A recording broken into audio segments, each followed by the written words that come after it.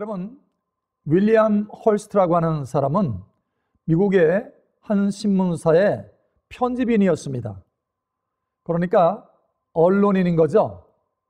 그런데 이 사람은 또한 고미술품의 수집가이기도 합니다. 그런데 어느 날 유럽의 왕실들에서만 쓴다고 하는 한 희귀한 이 도자기에 마음이 끌리게 되었습니다. 야, 저건 꼭 내가 구입을 해야 되겠다, 이런 마음을 갖게 된 거예요. 그래서 유럽의 전 지역을 찾아다닙니다.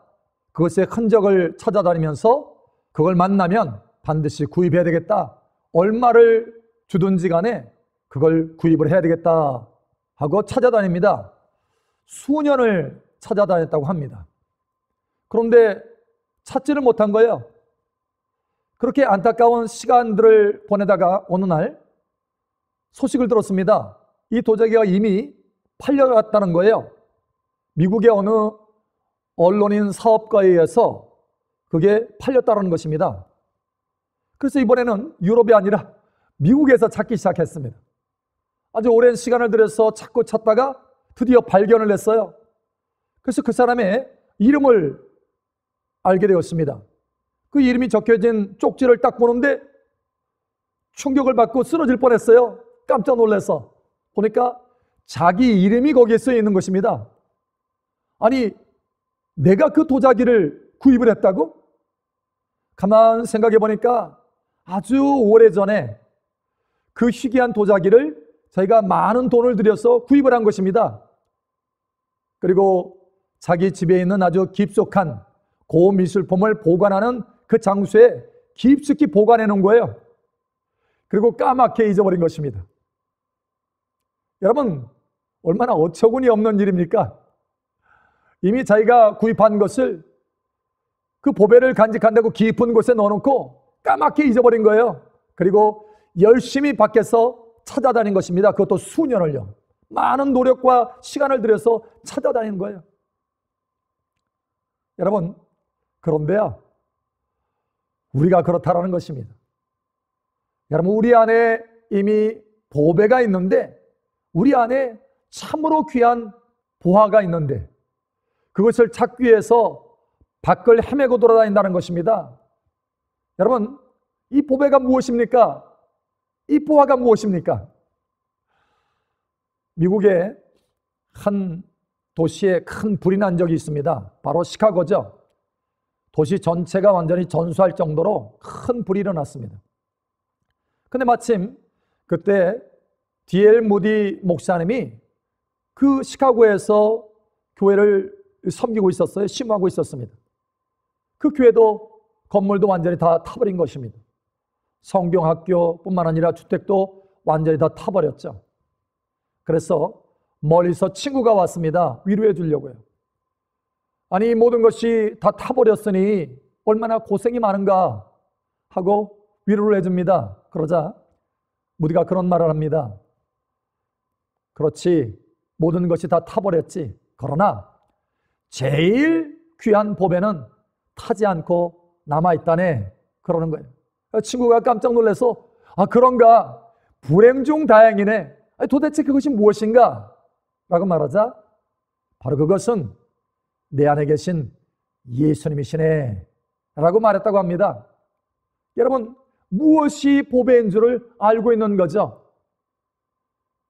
여러분, 저와 여러분의 보배가 무엇입니까? 바로 우리 안에 와 계신 하나님, 우리 안에 계신 예수 그리스도가 우리의 제일 가는 보배인 것입니다. 여러분, 오늘 하나님의 말씀의 본문에 이 하나님의 성령의 감동을 받아서 에베소 교회에 편지를 보낸 사람은 바로 바울입니다. 여러분, 바울은 20대 중후반에 예수님을 만나고 영광 중에 그 빛 가운데 예수님을 만나고 회심하게 되었습니다. 그리고 곧바로 예수님을 증거하게 되었죠. 자, 마치 30년 동안 먼 길을 다니면서 1차, 2차, 3차 선교지를 다니면서 복음을 증거합니다. 그가 걸었던 길만 해도요, 자그마치 21,500km 했다고 합니다. 그러니까 평균적으로 보면 매일 20km, 30km를 걸은 거예요. 그 30년 동안 복음을 증거하면서 예수님을 알아갔습니다. 그 존귀하신 예수님을 경험하고 체험하게 가는 것입니다. 여러분, 예수님을 직접 만났을 뿐만 아니라 천사의 그 방문을 받고 심지어 천국을 다녀왔습니다. 셋째 하늘이요. 그리고 하나님의 많은 기적들을 그의 삶 가운데 경험하게 되었죠. 하나님을 많이 알았다는 거예요. 누구보다도 하나님을 많이 알았습니다. 그런데 그 사도 바울이요, 오늘 에베소에 있는 성도들에게 편지를 보내면서 간절한 기도 제목을 말하고 있습니다. 그 기도 제목 가운데 가장 첫 번째 기도 제목으로 기도하는 이 소원, 첫 번째 소원이 바로 뭐냐? 하나님을 알아가는 것이다 라고 하는 것입니다. 에베소 교회에 있는 성도들이 하나님을 알기를 원한다. 이것이 바로 첫 번째 소원인 거예요. 그래서 이렇게 말하죠. 에베소 1장 16절에서 17절에 보니까 내가 기도할 때 기억하며 너희로 말미암아 감사하기를 그치지 아니하고 우리 주 예수 그리스도의 하나님 영광의 아버지께서 지혜와 계시의 영을 너에게 주사 하나님을 알게 하시고, 하나님을 알게 하시는 것, 이것이 바로 첫 번째 기도 제목, 에베소 성도를 향한 첫 번째 소원이라는 거예요. 여러분, 사도 바울은 나는 하나님을 30년 동안 알 만큼 알았어. 사실은 이 에베소 교회에 편지를 보낼 때 이 시기가 어느 때인가 하면 사도 바울의 말년입니다. 그러니까 30년의 그 사역 기간에 거의 후반부예요. 하나님을 알았다는 거예요. 많이 알았다는 거예요. 그런데 이 사도 바울이 에베소에 있는 성도에게 편지를 보내면서 나는 알 만큼 알았으니까 너희는 좀 하나님을 더 알아가라, 이런 심령으로, 이런 마음으로 이 편지를 쓴 것이 아닙니다. 지금까지 내가 30년을 하나님을 섬기면서 하나님을 알아갔는데 지금도 나는 하나님을 더 알기를 원한다. 내 안에 계신 예수님을 더 많이 알기를 원한다. 내가 이런 심령을 가지고 있는데 너희도 이와 같이 예수님을 알기를 원한다. 하나님을 알기를 원한다. 이것이 바로 나의 첫 번째 소원이다. 이렇게 말하는 거예요. 여러분, 그래서 이 에베소 교회에 편지를 보내는 것과 같은 시기에 썼던 빌립보서가 있습니다. 빌립보 교인들에게 편지를 보내는 거죠. 이 같은 시기의 편지입니다. 그런데 그 편지에도 그 바울의 마음에 구구절절한 그 마음을 읽을 수 있습니다. 이렇게 말하죠. 빌립보서 3장 8절에 보면 이렇게 말씀합니다. 또한 모든 것을 해로 여김은 내 주 그리스도 예수를 아는 지식이 가장 고상하기 때문이라. 내가 그를 위하여 모든 것을 잃어버리고 배설물로 여김은 그리스도를 얻고, 그리스도 예수를 아는 것이 가장 고상한 지식이라는 거예요. 예수님을 아는 것이 나의 첫 번째 소원이다. 내가 지금까지 예수님을 많이 알아왔지만 더 많이 알기를 원한다. 내가 감옥에 있지만 이 감옥 가운데, 사실 이 편지를 쓴 시기가요, 감옥에 있어서 편지를 쓴 겁니다. 그래서 옥중서신이다 이렇게 말합니다. 에베소서뿐만 아니라 빌립보서가요. 그런데 여러분, 감옥에 갇혀 있으면 뭐가 제일 그립습니까? 자유. 어떻게든 빨리 이 감옥에서 벗어나고 싶다, 이런 마음을 갖잖아요. 그런데 그게 첫 번째 소원이 아니라는 거예요. 여전히 내 마음의 소원은 예수 그리스도를 아는 것이 소원이다. 그 외에는 내가 다 잊어버리기를 원한다. 여러분, 그러한 소원을 가지고 있는 거예요. 다시 말하면 바울의 평생 소원 제목의 첫 번째는 예수님을 아는 것이다. 하나님을 아는 것이다 라고 말하는 것입니다. 여러분, 저와 여러분의 첫 번째 소원이 무엇입니까? 형통한 거예요? 일이 잘 되는 거예요? 재정이 증가하는 거예요? 자녀들이 잘 되는 것입니까? 여러분, 오늘 이 하나님의 말씀을 통해서 저와 여러분의 첫 번째 소원이 바르게 되기를 예수님 여러분 축복합니다. 달라져야 됩니다. 우리의 소원이 바뀌어져야 된다는 거예요. 하나님의 말씀을 따라서 우리의 소원이 바뀌어져야 된다는 거예요. 제가 처음에 제 아내를 만났을 때요, 정보로 알았습니다. 정보. 그런데 함께 살면서 마음의 지식으로 알게 되었습니다. 정보가 아니라 체험으로 알게 된 거죠. 아, 내 아내는 이런 걸 좋아하는구나. 아, 이런 걸 싫어하는구나. 또 이런 습관이 있구나. 아, 이런 마음이 있네 하고 깨닫게 되는 것입니다. 체험하게 되는 거예요. 여러분, 사실 우리 안에 와 계신 예수님도 이와 같이 삶을 통해서 체험하고 경험적으로 알아가야 하는 것입니다. 오늘 본문 말씀에 하나님을 알게 하시고 라고 하는 이 알게 하다라고 하는 것은 그저 정보로 하는 것이 아니라 체험으로 삶을 통해서 함께 살아가면서 알아가는 것, 바로 그러한 의미를 가지고 있습니다. 여러분, 제가 제 아내와 함께 사는데요, 제 아내를 쳐다보지도 않고 같이 말하지도 않고 제 고민을, 제 걱정거리를 함께 나누지도 않고 뭔가 구하지도 않고 찾지도 않아요. 여러분, 얼마나 속이 상하겠습니까? 하루라도 만약에 그렇게 한다면 당장 저에게 달려올 것입니다. 당신 왜 그러는데요? 왜 나를 그림자 취급하는데요? 아니, 왜 내가 존재감 없이 살아야 됩니까? 이렇게 당장 와서 말하게 될 것입니다. 그런데 여러분, 우리가 그렇게 하나님을 대할 수 있다는 것입니다.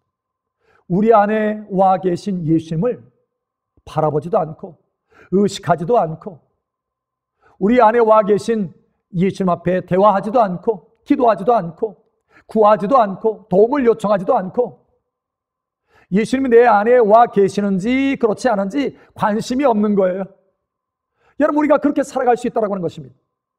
여러분, 그럴 때 얼마나 예수님의 마음이 속이 상하겠습니까? 여러분, 우리의 신앙생활은 그게 아닙니다. 우리의 신앙생활은 우리 안에 와 계신 하나님, 우리 안에 와 계신 예수님을 경험하고 체험하고 맛보고 주님을 더 사랑하고 더 대화하고 주님을 더 의식하고 주님을 따라가는 삶, 이것이 바로 우리의 진정한 신앙생활이라는 것입니다. 우리 안에 와 계신 예수님을 알지 아니하고는 신앙생활을 하고 있다라고 말할 수가 없는 것입니다. 여러분, 이제는 달라져야 된다.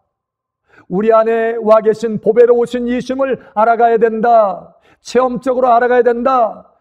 이 하나님을 알기를 원하노라 라고 말하는 것입니다. 여러분, 제가 이스라엘 갔을 때요, 저기 위에 나사렛에서 예루살렘으로 이렇게 내려올 때가 있었습니다. 그 중간에 사마리아가 있습니다. 잠깐 사마리아에 들려서 거기에 기념교회들이 있어서 찾아가 보았습니다. 여러분, 그런데 예수님도 저 갈릴리 지방에서 윗지방에서 예루살렘으로 내려오는 도중에 그 한 가운데에 있는 사마리아 성에 잠깐 쉬게 됐어요. 그것도 우물가에. 그런데 그때 한 여인이 낮인데, 뜨거운 태양볕 가운데 낮인데, 사실 이스라엘은요 낮에 뜨겁습니다. 그래서 누가 낮에는 물 길러 오지를 않죠. 너무 뜨거우니까. 근데 한낮에 물을 길러 한 여인이 우물가에 온 것입니다. 왜냐하면 사람들이 부끄럽기 때문에 사람들의 눈을 피해서 나온 거예요. 이 여인은 남편이 5인데 지금 있는 이 남편도 자기 남편이 아니에요. 그냥 부끄러운 거죠. 사실 이 사람 저 사람 찾아서 자기의 갈증을 해소시켜 보려고 했지만 인생의 갈증을 해결할 수가 없었어요. 마치 너무 타는 목마름을 가지고 대낮에 한낮에 뜨거운 그 태양볕 가운데 우물가에 오는 것처럼 인생의 그 갈증을 해결해 보려고 애를 썼지만 해결할 수 없었다라는 거예요. 사실 우리의 인생의 문제는요, 우리의 인생의 그 갈증을 해결하지 못하고 무엇이 우리의 인생에 중요한지를 모르고 그냥 살아간다는 거예요. 무엇이 우리의 인생에 필요한지 정작 그것을 알지 못하고 살아가는 것, 이것이 우리의 인생의 문제입니다. 그래서 그 갈증을 해결해 보려고 이 모양 저 모양으로 노력을 하죠. 여행도 다녀보고 취미도 가져보고 또 등산도 해보고 많은 것들을 해봅니다. 한 사람은요, 이 일을 하다가 그러니까 은퇴를 했어요. 은퇴를 해가지고 할 일이 없으니까 너무 힘들더라는 거예요. 마음이 어디 둘 데가 없는 거예요. 그래서 새총을 사용해서 쏘기 시작했다고 합니다. 그 나이에 새총을 들었어요. 그래서 새총을 쏠 때마다 그 괴로운 마음이 싹 잊어지는 거예요. 그래 더 열심히 새총을 쐈습니다. 그러다 보니까 실력이 늘어나서 저기 한 20m 정도 앞에 여러분 아주 가느다란 국숟가락을 놓고 그걸 정확하게 맞히는 거예요.